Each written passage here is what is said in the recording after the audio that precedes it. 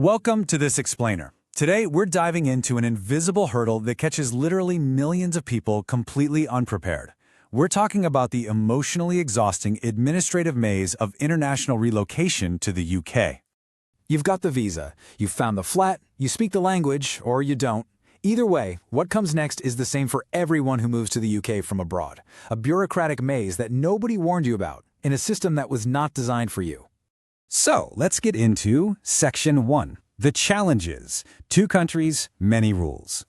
You're basically fighting a two-front administrative war here. Look at this. On the left, you've got your origin country tasks. On the right, your destination country setup in the UK.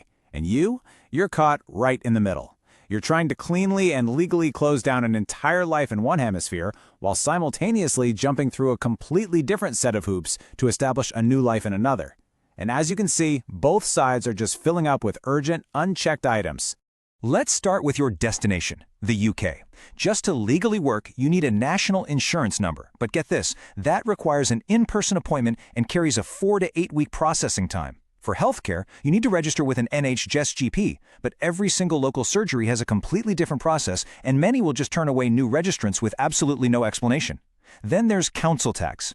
Each local authority has its own scattered portal and its own rigid deadlines. Oh, and the electoral register window? Incredibly short and so easy to miss. And then there's the ultimate catch-22, the UK bank account. You can't get a bank account without proof of an address, but you often can't secure an address without a bank account to set up direct debits and prove income. It's maddening. Finally, if you drive, the DVLA license conversion rules are completely different depending on if you're coming from India, the UAE, or the US. Now here's the half of the equation almost everyone forgets, the origin country. For example, if you're moving from India, you actually have a legal requirement to notify the income tax department of your non-resident Indian or NRI status within 60 days of departure. And what happens to your pension contributions? Do you freeze them, transfer them? Honestly, most people lose money simply by doing nothing. And leaving your bank accounts open back home with your old address? That carries significant regulatory risks under laws like FEMA, not to mention the terrifying gap in health insurance coverage that often happens while you're in transit between these two massive systems. To compound all of this, we really have to talk about the language barrier. Every single portal I just mentioned in the UK, they're in English only. And it's not normal conversational English. Official letters arrive in incredibly dense, confusing bureaucratic prose. This isn't just a minor inconvenience either.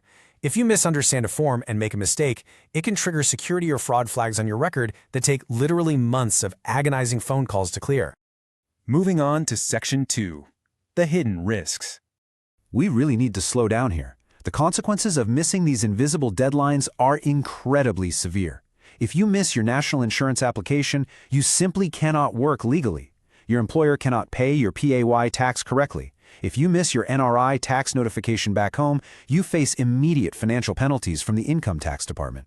And if you drive your car just one single day after your specific license conversion window closes, you are technically driving without a valid license. The long-term systemic risks are just as daunting. Because your UK credit file starts at absolute zero, you have no rental history. That often means estate agents will simply not offer you a tenancy. If you haven't successfully navigated that fragmented NHS GP registration, accident and emergency is your absolute only option for any medical event in those crucial first weeks. And perhaps most frighteningly, if your departure is not formally notified correctly, both countries can legally claim your tax residency, resulting in duplicate tax obligations, a total financial nightmare. Which brings us to Section 3, the scale of the problem. The average international move to the UK involves 23 separate administrative actions across 2 countries in up to 2 different languages, with deadlines that nobody tells you about. 304 million people move internationally every year. Every single one faces this alone, until now. And that leads us perfectly into Section 4, the solution. Setturn.io detects your move from your email. It builds a complete action plan for both countries. It speaks to you in your language. Hindi, Arabic, Spanish, French, Mandarin, and more. And it executes every task automatically, logging into your accounts, filling the forms, confirming the updates. You arrive, we handle the rest. Saturn.io by Kakitsu Labs. Because really, after all the energy it takes to cross the globe, shouldn't you be focused on building your exciting new life, rather than untangling the frustrating red tape of your old one?